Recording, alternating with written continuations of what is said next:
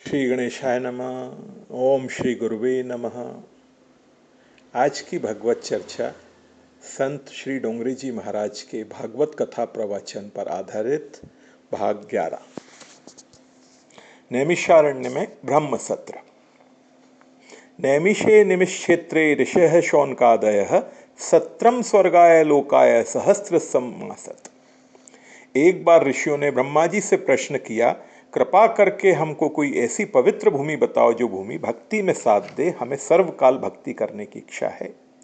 ब्रह्मा जी ने ऋषियों को एक चक्र दिया और आज्ञा दी, इस चक्र के पीछे पीछे चलो, इस चक्र की गति जहां स्थिर हो जाए वहां बैठ जाओ। नैमिषारण्य में आने के बाद वह चक्र शांत हो गया। नैमिषारण्य में गोमती गंगा है, नैमिषारण्य में चक्र पुष्करणी तीर्थ है। भाग्यशाली वैष्णव को चक्र पुष्करणी तीर्थ में स्नान करने से चक्र से अंकित शालग्राम भगवान मिलते हैं। पवित्र भूमि नैमिषारण्य में ऋषियों ने ब्रह्म सत्र किया है। यज्ञ और सत्र में अंतर होता है। जहां एक ही यजमान होता है उसका नाम यज्ञ है, जहां सभी यजमान है वह सत्र है। सत्रम स्वर्गाय लोकाय सहस्र सम्मासत स्वर्गीयते इति स्वर्गाय विष्णु सत्राय इति लोकाय। श्रेय और प्रेय।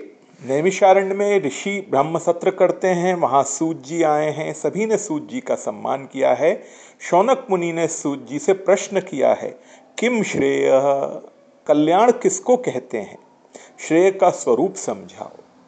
वेदों में दो शब्द आते हैं, प्रेय और श्रेय। जो थोड़े जीवों को प्रिय लगता है, थोड़े समय प्रिय होता है, फिर जिसमें अरुचि होती है उसका नाम प्रेय है।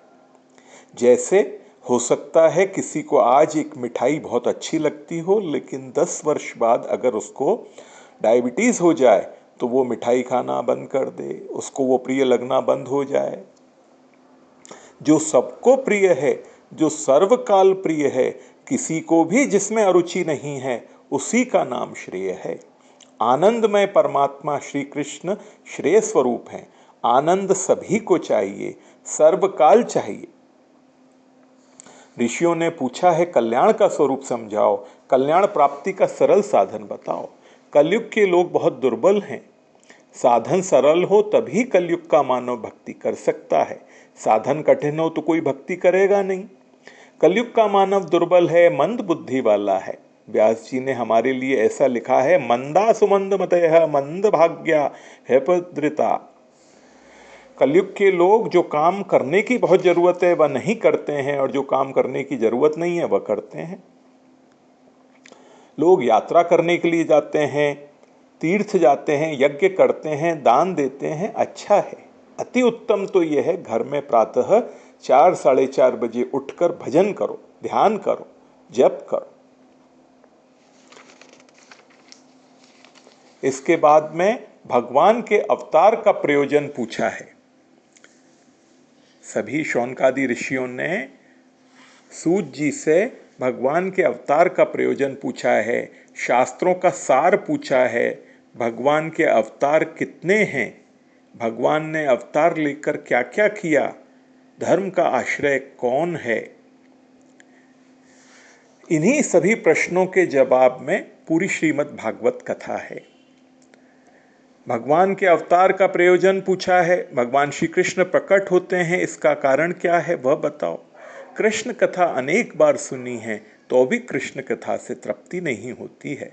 विस्तार पूर्वक हमें कृष्ण कथा सुनाओ। वयम तु न वितृप्याम उत्तम श्लोक विक्रमे यशृण्वताम रस ज्ञानम स्वादु स्वादु पदे पदे। संसार के विषय ऐसे होते हैं जिन्हें भोगने के बाद विषयों में अरुचि हो जाती है। विषय भोगने के बाद विषयों से मन हट जाता है, उसमें कड़वाहट आ जाती है।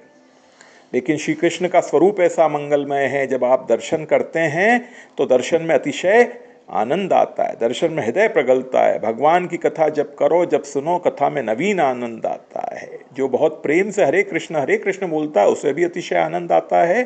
कृष्ण कथा में तृप्ति नहीं है, विस्तार पूर्वक कृष्ण कथा का वर्णन करो। सनातन धर्म का रक्षण करने के लिए भगवान जगत में आते हैं। अधर्म बढ़ने पर धर्म कहाँ जाता है, धर्म कहाँ रहता है। श्री कृष्ण भगवान स्वधाम में जाते हैं तब कलयुग में धर्म बढ़ जाता है, तब धर्म का आश्रय कौन होता है। प्रथम अध्याय को संतों ने प्रश्नाध्याय माना है। सूत जी अब कथा का आरंभ करते हैं। आज की कथा यहीं तक। ओम श्री गुरुवे नमः।